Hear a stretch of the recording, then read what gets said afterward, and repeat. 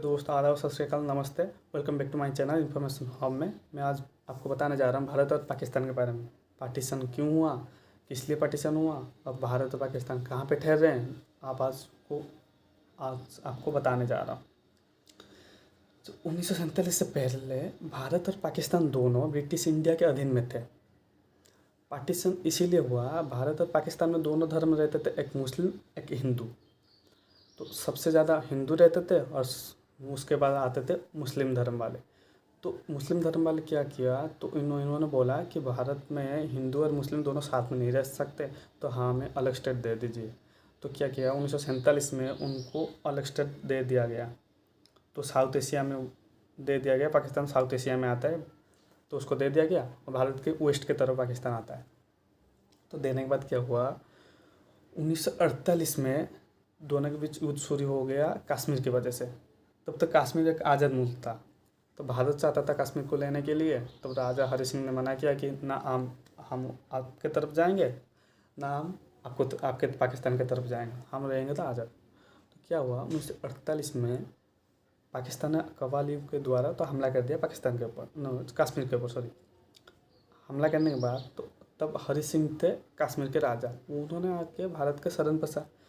तब पटेल जी ने ये बोला, एक लिखित के प्रमाण के रूप में अगर आप दे दोगे कि कश्मीर आपके अधीन में आ जाएगा तो हम आपको बचा लेंगे। तो कश्मीर हरि सिंह बोले ठीक है, मैं लिख के दे दूंगा। उन्होंने लिख के दे दिया। देने के बाद भारत ने क्या किया, ये अटैक शुरू किया पाकिस्तान के ऊपर। शुरू करने के बाद पाकिस्तान जितने भी कव्वालियों के द्वारा हमला किया था वो भाग गए, पाकिस्तान वाला युद्ध हार गया। और एक अफसोस की बात ये है, भारत को बहुत बड़ा हिस्सा गंवाना पड़ा, जो भी POK हम बोलते हैं, जिसको पाकिस्तान आज़ाद कश्मीर बोलते हैं, जहाँ पर अभी CPEC गुजर रहा है, चाइना पाकिस्तान इकोनॉमिक कॉरिडोर, उनको तो पता ही होगा। तो क्या हुआ, तो गया। फिर 1948 के बाद धीरे धीरे दोनों के राह पे चल पड़े, भारत एक तरफ पाकिस्तान एक तरफ। उसके बाद 1962 आते चाइना ने क्या किया, भारत के साथ युद्ध छेड़ दिया। तो प्राइम मिनिस्टर थे बहादुर शास्त्री।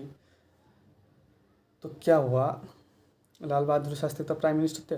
तो क्या हुआ, तब भारत तैयार नहीं था, क्योंकि नेहरू जी ने ऐसा कर दिया था, भारत चाइना को भाई मानता था।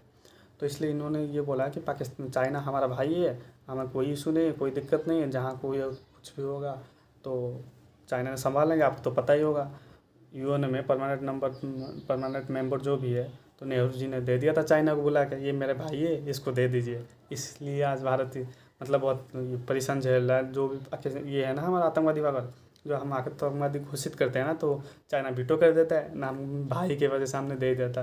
पता आप भाई, तो जैसे भाई है पाकिस्तान, चाइना क्या कर दिया हमारा।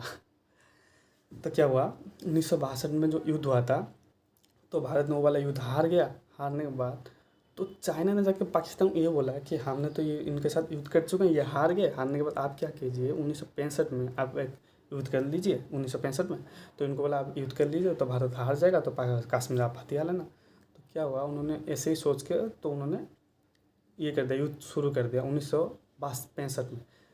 लेकिन अफसोस के बाद पाकिस्तान को इसका मुँह खाना पड़े इस युद्ध में।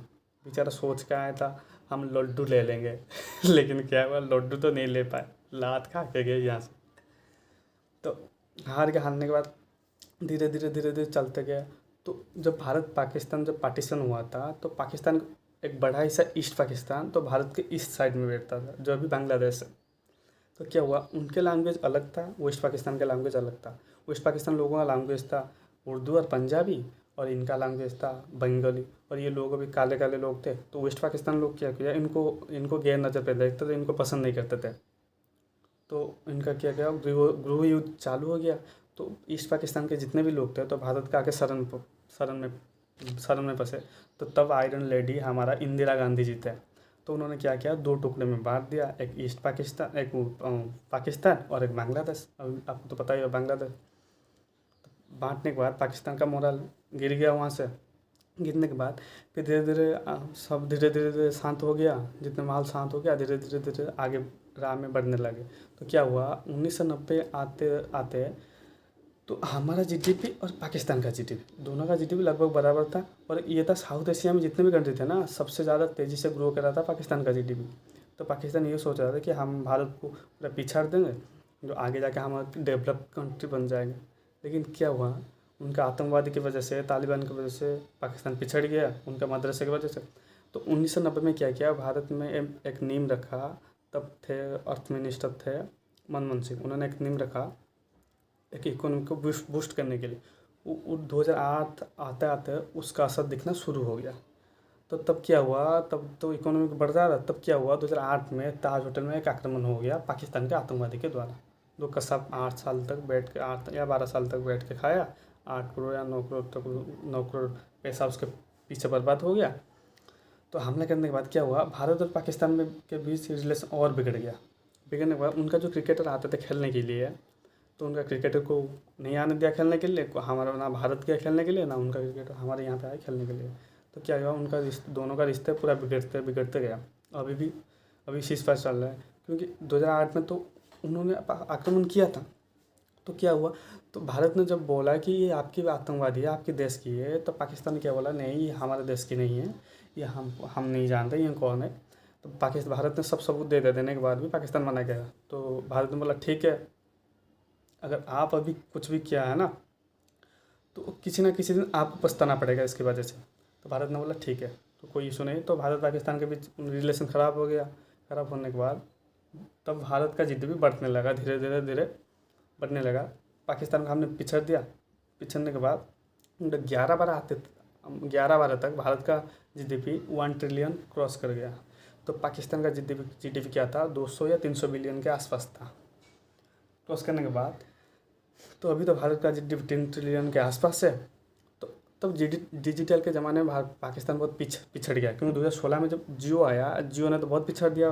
मतलब जियो जब सस्ता के जो जियो ने 2.5 करोड़ लाख रुपया इन्वेस्ट किया था, 133 रुपया लेने के लिए मंथ में, किस लिए इन्वेस्ट किया था आपको तो पता ही होगा। क्योंकि जियो जब आया भारत में तो इंटरनेट बहुत सस्ता हो गया। पूरे वर्ल्ड में सबसे कम सस्ते में मिलता है इंटरनेट, भारत में ही मिलता है। ओनली पॉसिबल हुआ है जियो के लिए। लेकिन कुछ लोग हैं ना जियो यूज़ नहीं करते हैं, जियो ऐसे वैसे, भाई उनकी वजह से आप यूट्यूब चला पा रहे हो, सब कह पा रहे हो। उनके लिए आज जितने भी डिजिटल लाइफ में जितने भी आसान हो रहा है वो जियो की वजह से हुआ है। ये आप सोच लीजिए। ना सोच के पंजाब में जो हुआ था किसान के आंदोलन में आपको तो पता ही होगा कितना टावर वगैरह तोड़ दिया था। ऐसे नहीं कहना चाहिए भाई, क्योंकि देखिए आप अगर ऐसे करोगे ना तो देश का तो संपत्ति नुकसान होगा, उसके साथ साथ देश पिछड़ जाएगा। ये आपको सोचना चाहिए, क्योंकि ऐसे नहीं करना चाहिए। तो क्या हुआ, भारत पाकिस्तान का GDP तो बहुत मतलब 10 गुना अंतर हो गया। अभी तो 10 गुना के अंतर है। और 2040 आते आते भारत का GDP इतना बढ़ जाएगा, तो 40 गुना पाकिस्तान से 40 गुना बढ़ जाएगा। क्योंकि पाकिस्तान का GDP इतना छोटा हो जाएगा ना, तो तब 2040-50 तक पाकिस्तान का GDP 45 नंबर पर आएगा, जबकि भारत 2 नंबर या 3 नंबर पर आएगा। आपको तो ये पता है। क्योंकि मैं इसीलिए बोल रहा हूँ, क्योंकि भारत पाकिस्तान के जब पार्टीशन हुए थे, साथ में पार्टीशन हुए थे, तो आज़ाद तो साथ में लिया था इन्होंने। तो क्या हुआ, तो भारत ने ये इंफॉर्मेशन और एजुकेशन में बहुत डेवलप कर लिया। तो पाकिस्तान क्या किया, उसके मदरसे की वजह से पाकिस्तान डेवलप नहीं कर पाया, इसीलिए पाकिस्तान पिछड़ गया। पाकिस्तान के उनके जो नेता वगैरह थे ना, जितने भी सो कॉल्ड नेता जितने भी हैं वहाँ पे, तो वो क्या करते हैं, तो दूसरों के लोगों का वैसे भारत में भी चलता है, लेकिन भारत में डेवलप कर गया। अभी भी भारत डेवलपिंग कंट्री है, डेवलप्ड नहीं है, अभी चल रहा है डेवलपिंग। तो बहुत गाँव को पानी नहीं पहुंचा, बिजली नहीं पहुंचा भारत में, क्योंकि बहुत बड़ा एरिया है भारत, आपको तो पता है, बहुत बड़ा देश है, बहुत लोग रहते हैं। इसलिए भारत पाकिस्तान के बीच पाकिस्तान भी पिछड़ गया। पाकिस्तान में हाँ मानता हूँ, पाकिस्तान में जनसंख्या कम है, लेकिन उनका 22 करोड़ है। लेकिन पाकिस्तान वाले बोलते ही है भारत का उनका जनसंख्या ज़्यादा है, उनका एरिया ज़्यादा है, तो भारत इसीलिए हमसे सब फील्ड में आगे। लेकिन मैं ये बताना चाह रहा हूँ, अगर फील्ड में आ गए तो आप जर्मनी को देख लीजिए, फ्रांस को देख लीजिए। जर्मनी का उनका GDP, उनका जितने भी लोक संख्या 8 करोड़, लेकिन आपसे ज़्यादा GDP है, हमसे भी ज़्यादा GDP है उनका। आप ये नहीं सोचते हैं कि भारत से हम बीट नहीं कर पाएंगे, ये नहीं कर पाएंगे। तो खुद को देखो ना, खुद को देखो, खुद को बदलने के ट्राई करो। अगर खुद को बदलने के ट्राई करोगे तो धीरे धीरे आपकी देश बदल जाएगा, धीरे धीरे सब सही हो जाएगा। अब आतंकवादी को सही करो, हम बोलते हैं भाई आतंकवादी सही करो ना, आप बोलते हो ये भारत करता है। वैसे कौन चाहेगा अपने देश में खुद आतंकवादी हमला कर रहेगा, कौन चाहेगा उनका GDP बर्बाद करेगा।